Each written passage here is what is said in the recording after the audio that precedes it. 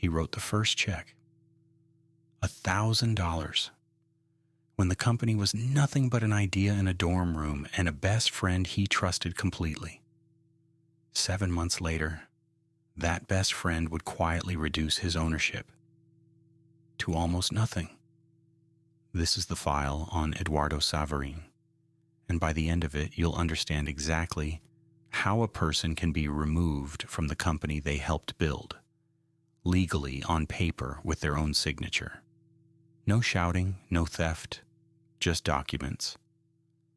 And a friend who knew what they meant when Eduardo didn't. Keep one thing in mind as we go. The company they were building became Facebook, worth eventually hundreds of billions of dollars. So this isn't a small betrayal. The few percentage points that quietly slipped away from Eduardo Saverin. In time, they would be worth more than most people earn in 1,000 lifetimes, and he signed them away himself because he trusted the person holding the pen. Let's start at the beginning. Harvard, 2003.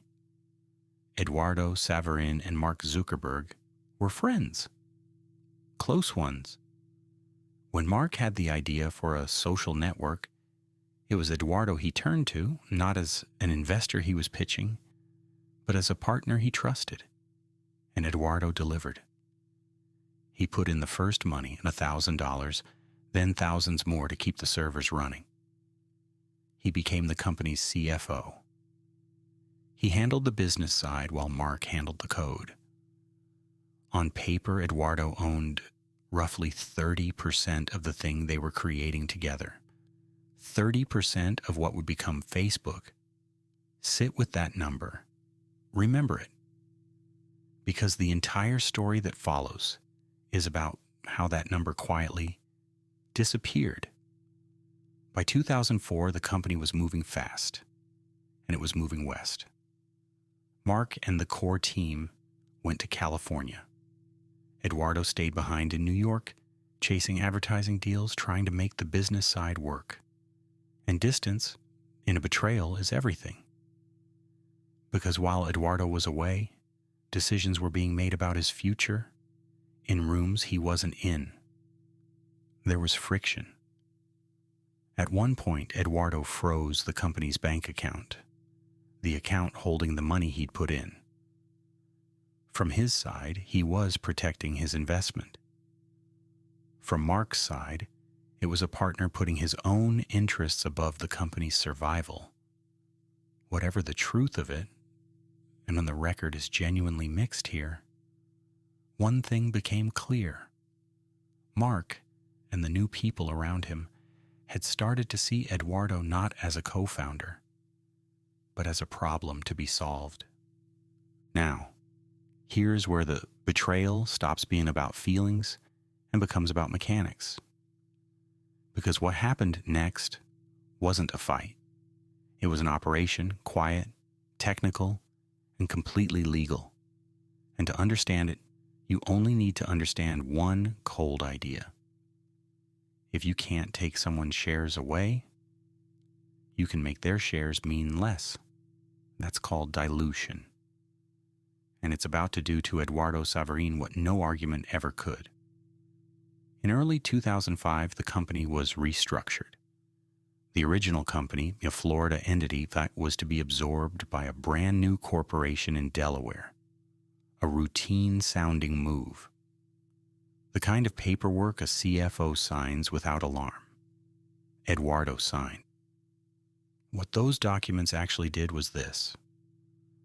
The new company issued millions of new shares and handed them to Mark, to co-founder Dustin Moskovitz, to the new president Sean Parker. Everyone essentially except Eduardo. When you flood a company with new shares and don't give someone their fair share of them, their slice of the pie shrinks. Eduardo's ownership fell from around 30% to under 10%, and it kept falling as more shares were issued. He had, with his own hand, signed away most of his stake in Facebook and given up his voting rights, without understanding that's what the papers were for. He found out the way these things are always found out. Too late. The friend who'd shared the dream now informed him, in effect, that he was no longer really part of it.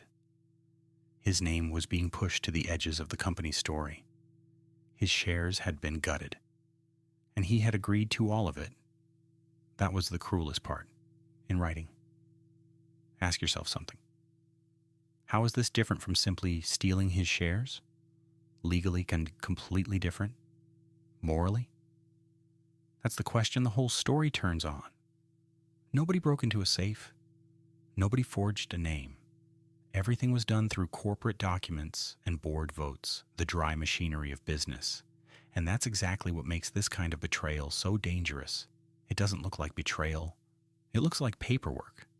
It hides inside the trust between two people who were supposed to be on the same side. Eduardo Saverin did not go quietly.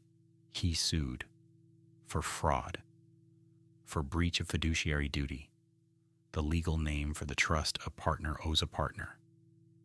He argued the dilution had been engineered specifically to freeze him out. And here the story turns just a little in his favor, because Facebook didn't want this fight in public. In 2009, the two sides settled. The terms were sealed, but the results were visible. Eduardo's name was restored to the company's official history. He was, once again, formally a co-founder of Facebook.